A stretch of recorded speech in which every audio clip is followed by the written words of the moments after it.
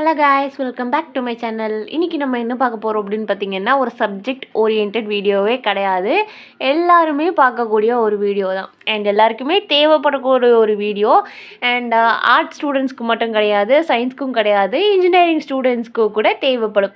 And ஏன் அப்படின்னு பார்த்தீங்க அப்படின்னா, இங்கிலீஷ் அப்படிங்கிறது ஒரு இன்டர்நேஷ்னல் லாங்குவேஜ். அண்ட் அந்த இங்கிலீஷை பயங்கர ஈஸியாக எடுத்துக்கிறவங்களும் இருக்கிறாங்க. அண்ட் அந்த இங்கிலீஷ் எனக்கு வரவே வராது, இங்கிலீஷ்னாலே ரொம்ப கஷ்டம் அப்படின்னு சொல்லிட்டு, இங்கிலீஷ் வரமாட்டேனுது அப்படின்னு சொல்லிட்டு கஷ்டப்படுறவங்களும் இருக்காங்க. ஆனால் இங்கிலீஷ் ஒரு அவ்வளோ பெரிய கஷ்டமான லாங்குவேஜ் எல்லாமே கிடையவே கிடையாது. இங்கிலீஷ் அப்படிங்கிறது ஒரு தமிழ் மாதிரி ஒரு ஈஸியாக எல்லாருக்குமே வரக்கூடிய ஒரு லாங்குவேஜ் தான். இங்கிலீஷ் பார்த்திங்க அப்படின்னா நம்மளாவே நினச்சிக்கிறோம், நம்மளாலலாம் இங்கிலீஷ் பேச முடியாது, நம்மளாவே இங்கிலீஷ்லாம் எழுத முடியாது, இங்கிலீஷ்லாம் நமக்கு வராதுப்பா அப்படின்னு சொல்லிட்டு நம்மளே அண்டர் எஸ்டிமேட் பண்ணுறதை விடணும். ஃபஸ்ட்டு இன்றைக்கி நம்ம இந்த வீடியோவில் என்ன பார்க்க போகிறோம் அப்படிங்கிறத விட ஒரு இன்ட்ராக்ஷன் அப்படின்னே வச்சுக்கலாம். ஒரு ஒன் சைடு இன்ட்ராக்ஷனாக நம்ம எடுத்துக்கலாம்.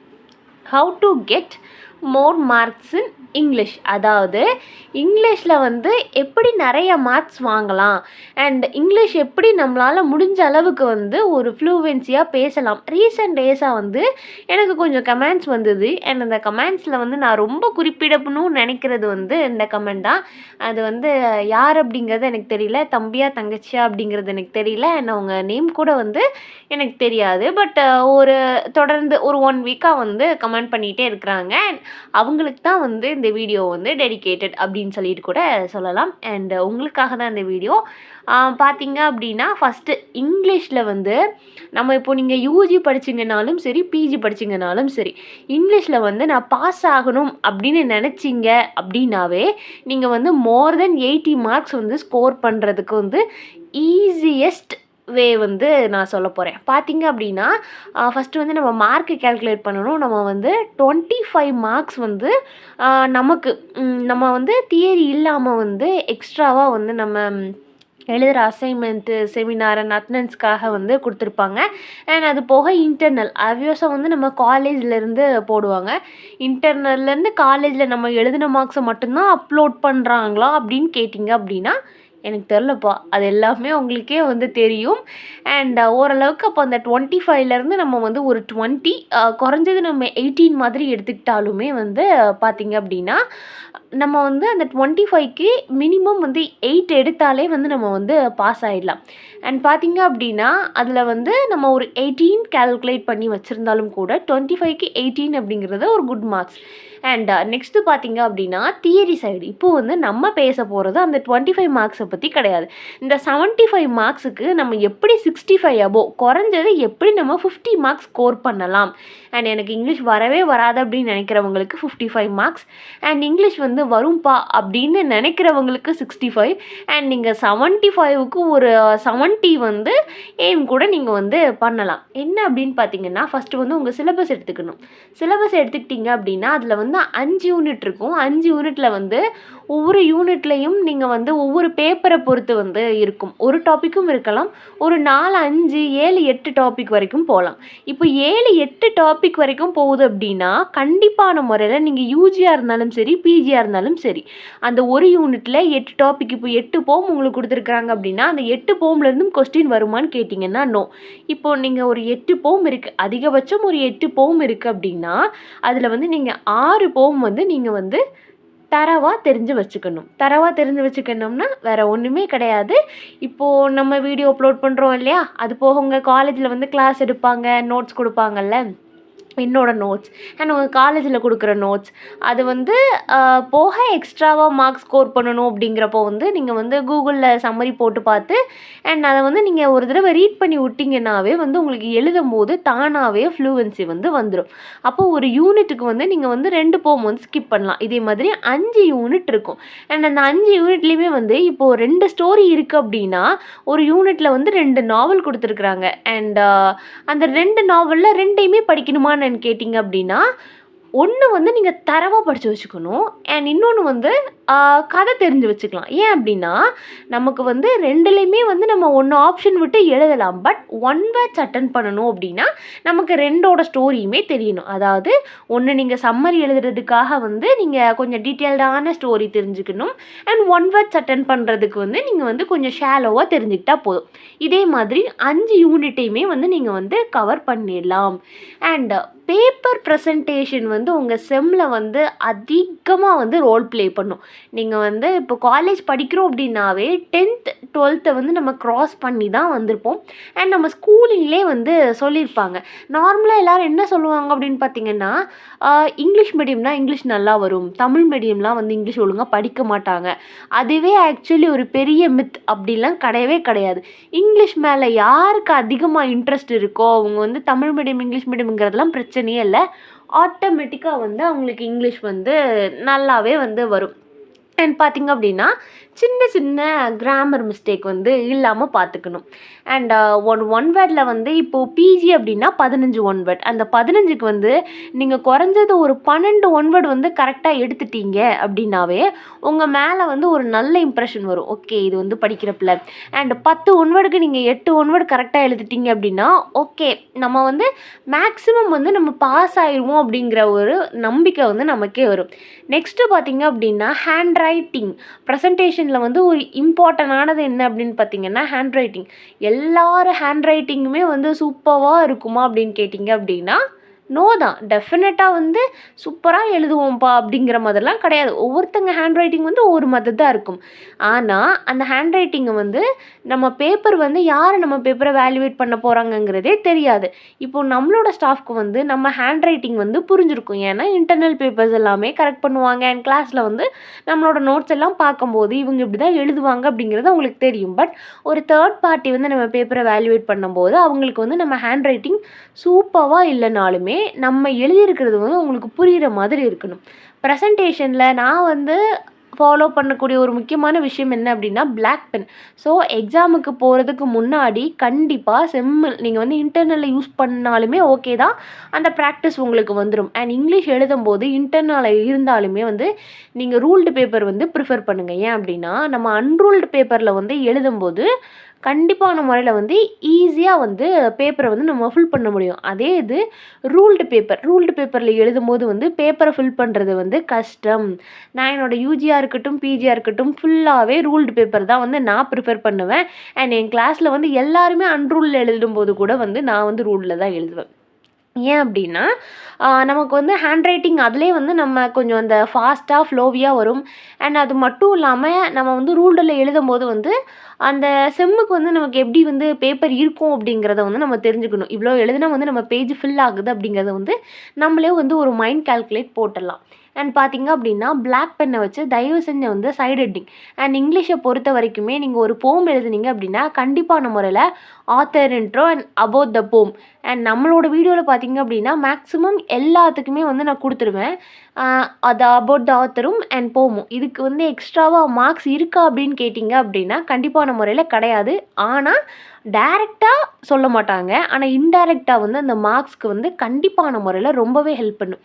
ஏன் அப்படின்னு கேட்டிங்க அப்படின்னா நீங்கள் வந்து இதெல்லாம் வந்து எழுதும்போது வந்து ஒரு ஆஸ் அ ஸ்டாஃபாக என்ன நடக்கும் அப்படின்னா ஒரு முக்கியமான ஆத்தர் இப்போ வில்லியம் ஷேக்ஸ்பியர்லாம் இருக்காங்க அப்படின்னா அவங்க பிறந்த டேட் எல்லாமே வந்து கண்டிப்பாக வந்து ஞாபகம் இருக்கிறதுக்கு நிறைய வாய்ப்பு இருக்குது.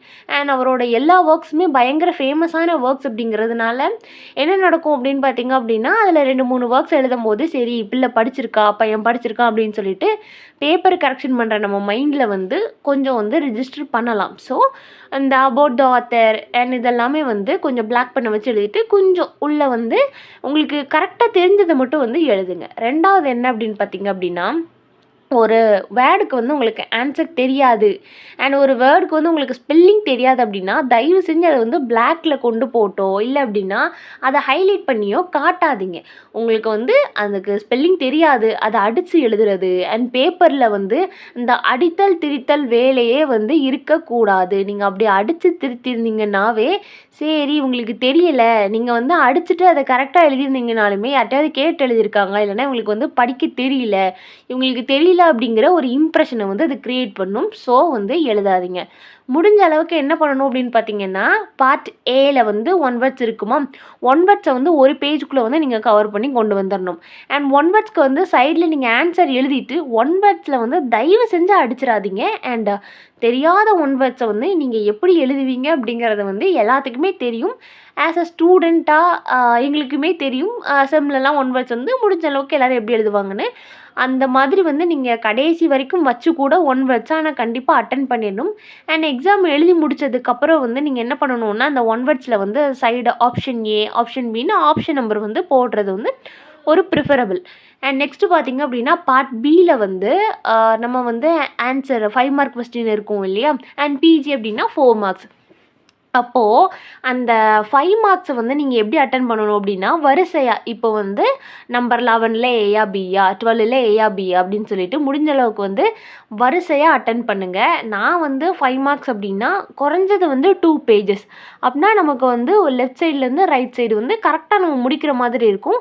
பேப்பர் வேல்யூவேஷன் பண்ணுறவங்க வந்து நம்ம பேப்பரில் டிக் பண்ண மாட்டாங்க, முன்னாடி பார்த்து தான் வந்து மார்க் ஷீட்டில் வந்து மார்க் போடுவாங்களே தவிர அவங்க வந்து கரெக்ஷன் பண்ண மாட்டாங்க. ஸோ அதை பார்த்து வந்து அவங்களுக்கு மார்க் போட்டு கரெக்ட் பண்ணுறதுக்கு வந்து ஈஸியாக இருக்கும்.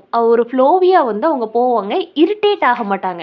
நீங்கள் இங்கே ஒரு கொஸ்டின் அங்கே ஒரு கொஸ்டின் அப்படின்னு சொல்லிட்டு மாற்றி மாற்றி எழுதியிருக்கும் போது அவங்க தேடி தேடி ஆன்சர் போடும்போது அவங்க பயங்கர இரிட்டேட் ஆவாங்க. அண்ட் நெக்ஸ்ட் பார்த்தீங்க அப்படின்னா, முடிஞ்ச அளவுக்கு வந்து நம்ம என்ன பண்ணணும் அப்படின்னா, நம்மளோட பேப்பர்ஸ் இருக்குது இல்லையா, நம்ம பேப்பர்ஸை வந்து நம்ம அவங்கள வந்து கன்ஃப்யூஸ் பண்ணக்கூடாது. அண்ட் கன்ஃப்யூஸ் பண்ணாமல் நம்ம ஆன்சரை வந்து நம்ம கரெக்டாக எழுதி நம்பர்லாம் போட்டு வந்து அவங்களுக்கு வேலையை வந்து முடிஞ்ச அளவுக்கு ஈஸியாக கொடுத்துடணும்.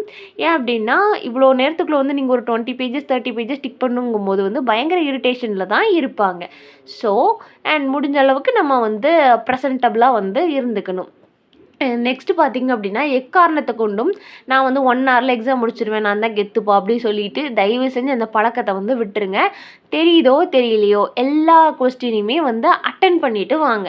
அண்ட் 4 மார்க் 5 மார்க் அப்படிங்கிறப்போ வந்து 2 பேஜஸ் அப்படின்னா 8 மார்க்ஸை வந்து நீங்கள் வந்து குறைஞ்சது அட்லீஸ்ட் 4 பேஜஸ்க்கு வந்து நீங்கள் கொண்டு வரணும். 4 பேஜஸ்லாம் கொண்டு வர முடியாது அப்படின்னா 3 பேஜஸ் கொண்டு போயிட்டு என்ன பண்ணணும் அப்படின்னா, கோடு போடணும். என்னோட எக்ஸாம் டைமில் வந்து எனக்கு எல்லா கொஸ்டினுக்குமே ஆன்சர் தெரிஞ்சாலும் எல்லாத்துக்குமே ஆன்சர் அப்படின்னா அவங்க கேட்குற கொஸ்டினுக்கு நமக்கு ஆன்சர் தெரியுதோ இல்லையோ அது வந்து நமக்கு முக்கியம் இல்லை. ஆனால் அந்த கதை தெரியும்ல, இப்போ ஒரு நாவல் இருக்குன்னா அந்த நாவலோட கதை தெரியும்ல, அதுதான் ஆன்சராக எடுத்துகிட்டு நம்ம அப்படியே எழுதணும்.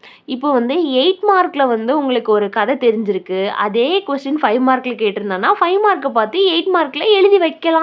அண்ட் எதுவுமே எழுதாமல் இருக்கிறதுக்கு ஏதோ எழுதுனா ஐயோ பாவம் அப்படின்னா தான் உங்களுக்கு கிரேஸ் மார்க் விழுறதுக்காவது வாய்ப்புகள் இருக்குது. ஸோ என்ன பண்ணணும்னா, முடிஞ்ச அளவுக்கு அதே மாதிரி கவர் பண்ணி கொண்டு வாங்க. அண்ட் முடித்ததுக்கப்புறம் என்னென்னா, கண்டிப்பாக ஸ்கேல் பென்சிலை யூஸ் பண்ணி அண்டர்லைன் பண்ணுங்கள். லைன் போட்டிங்க அப்படின்னா உங்கள் பேப்பர் பார்க்குறதுக்கு இன்னும் கொஞ்சம் கூட ப்ரெசன்டபுளாக இருக்கும்.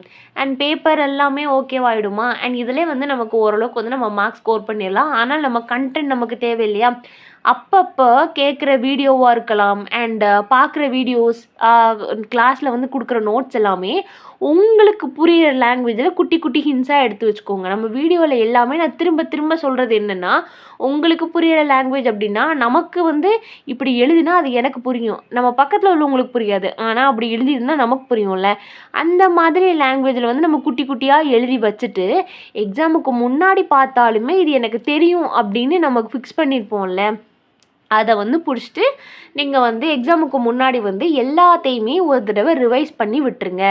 எக்ஸாமுக்கு முந்தின நாள் நைட்டு தான் நான் படிப்பேன் அப்படின்னாலுமே இந்த குட்டி குட்டி ஹிண்ட்ஸு ஏதாவது இன்டர்னலுக்கு படிச்சிருக்கலாம், கிளாஸ் டெஸ்ட்டுக்கு படிச்சிருக்கலாம், அந்த நோட்ஸை பார்க்கும்போது நீங்கள் திரும்பி நோட்ஸ் எடுக்கணுங்கிற அவசியமே கிடையாது. ஒரு தடவை அந்த வீடியோவை பார்த்துட்டோ இல்லை நோட்ஸை ரீட் பண்ணி விட்டுட்டோ நீங்கள் வந்து அந்த ஹிண்ட்ஸை பார்க்கும்போது ஆட்டோமேட்டிக்காக உங்களுக்கு ஞாபகம் வந்துடும். இல்லைனா நீங்கள் வீடியோ பார்க்காம நோட்ஸை ரீட் பண்ணாமல் கூட நீங்கள் எடுத்து வச்சுருக்கிற இந்த குட்டி நோட்ஸ் வந்து உங்களுக்கு ஹெல்ப் பண்ணலாம். நெக்ஸ்ட்டு பார்த்தீங்க அப்படின்னா, டைம் மேனேஜ்மெண்ட் ரொம்ப ரொம்ப முக்கியம்.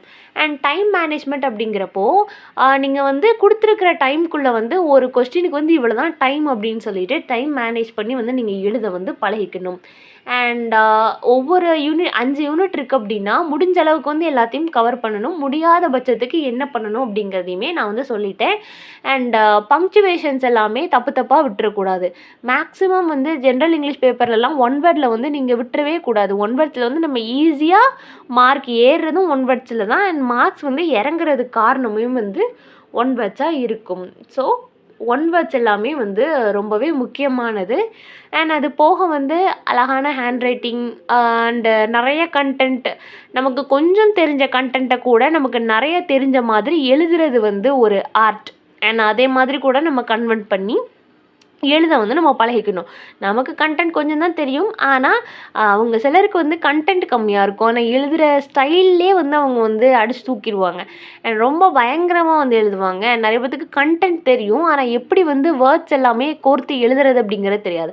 அப்படிப்பட்டவங்க என்ன பண்ணணும் அப்படின்னா, எனக்கு இந்த வேர்டு வந்து தமிழில் தெரியுது, ஆனால் வந்து இங்கிலீஷில் வந்து எனக்கு தெரியல அப்படிங்கிற பட்சத்தில் வந்து கண்டிப்பான முறையில் நீங்கள் வந்து சம்மரி கேட்டுட்டு அண்ட் கூகுளில் வந்து அதுக்கான சம்மரி போட்டிங்கன்னா வரும். கண்டிப்பாக ஒரு 2 தடவை நீங்கள் ரீட் பண்ணிங்கன்னா I am definitely tell you எக்ஸாமுக்கு முன்னாடி வந்து கண்டிப்பாக அந்த வார்த்தை வந்து உங்களுக்கு ஞாபகம் வரும். அந்த எஸ்ஸே வந்து நீங்கள் எழுதும்போது கண்டிப்பான முறையில் ஒரு டிஃப்ரென்ஸ் இருக்கும். நீங்கள் வந்து இன்டர்னல் எக்ஸாமில் வந்து இதை அப்ளை பண்ணி பார்த்தீங்க அப்படின்னா நிறைய மார்க்ஸ் வந்து ஸ்கோர் பண்ணலாம். அண்ட் ஆல்ரெடி சொன்னேன், பேப்பர் ப்ரெசன்டேஷன் வந்து ரொம்ப முக்கியம். கொஞ்சம் கண்டென்ட் நமக்கு தெரிஞ்சிருந்தாலுமே அதை வந்து நீங்கள் 5 மார்க் வந்து எனக்கு தெரிஞ்சிருக்கு, அதே கொஸ்டின் 8 மார்க்கில் கேட்டிருக்காங்க, அதே கொஸ்டின் இல்லை, அதே நாவல் பேர் போட்டு இருந்ததுன்னா 8 மார்க் ஏன் விடணும்? இதை பார்த்து அப்படியே அங்கே எழுதி வச்சுட்டு வாங்க. அண்ட் அது வந்து நமக்கு பாஸ் ஆகிறதுக்கு மட்டும் இல்லை, மார்க்ஸ் நிறைய எடுக்கிறதுக்குமே வந்து ரொம்பவே யூஸ்ஃபுல்லாக இருக்கும். அண்ட் ஒரு பேப்பருக்கு வந்து நீங்கள் ஒரு நாள் 1.5 days வந்து நீங்கள் செலவு பண்ணாலே ஐ எம் டேம் ஷுர் நான் சொன்ன மெத்தட் எல்லாமே நீங்கள் ஃபாலோ பண்ணிங்கன்னா அபோவ் 60 மார்க்ஸ் வந்து தாராளமாக எடுக்கலாம் 75க்கு. அண்ட் அது போக நீங்கள் வந்து அதில் 25க்கு ஒரு 20 ஸ்கோர் பண்ணிங்கன்னாலுமே 80 மார்க்ஸ் ஈஸியாக வந்து ஸ்கோர் பண்ணிடலாம். இதுவே வந்து ஒரு ஆவரேஜாக படிக்கிற ஸ்டூடெண்ட்ஸ்க்கு வந்து நான் கணக்கு சொல்லிகிட்டு இருக்கேன். அண்ட் நீங்கள் வந்து ஒரு டாப்பராக, நான் இங்கிலீஷில் வந்து டாப்பர் அப்படின்னு சொல்லி நீங்கள் நினச்சிங்க அப்படின்னா இதுபடியும் நீங்கள் இந்த மெத்தடெல்லாம் யூஸ் பண்ணி அதிக மார்க்ஸ் வந்து ஸ்கோர் பண்ணலாம். அண்ட் எல்லாரும் பேசுகிறதுமே வந்து ஸ்போக்கன் இங்கிலீஷான்னு கேட்டிங்கன்னா நோ, நான் பேசுகிற இங்கிலீஷில் 1000 தப்பு இருக்கும், என்னோடய ப்ரொனன்சியேஷனில் வந்து 1000 மிஸ்டேக் இருக்கும். ஏன்னா ஸ்போக்கன் இங்கிலீஷ்னாலே அது வந்து ஒரு ப்ரோக்கன் இங்கிலீஷ் தான். நம்மளோட மதர் டங் வந்து இங்கிலீஷ் கிடையாது. அது எல்லாருமே நம்ம மைண்டில் ஏற்றி வச்சுக்கணும்.